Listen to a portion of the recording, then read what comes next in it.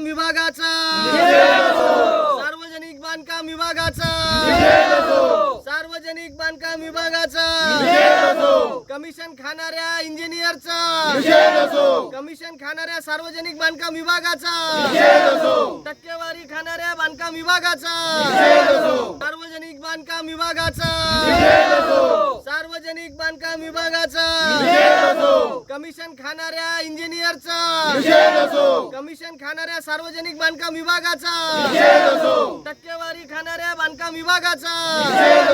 देवळी तालुक्यातील दिघी मार्गावरील रस्त्यावर आणि पुलावर मोठे भगदाड पडले आहे। त्यामुळे मागील 3 वर्षांपासून या मार्गावरील विद्यार्थ्यांची बस सेवा बंद आहे। प्रवाशांना, नागरिकांना, शेतकऱ्यांना, विद्यार्थ्यांना मोठा फटका याचा बसतो आहे। अनेकदा या मार्गावरील मोठे अपघात होता टळले आहे।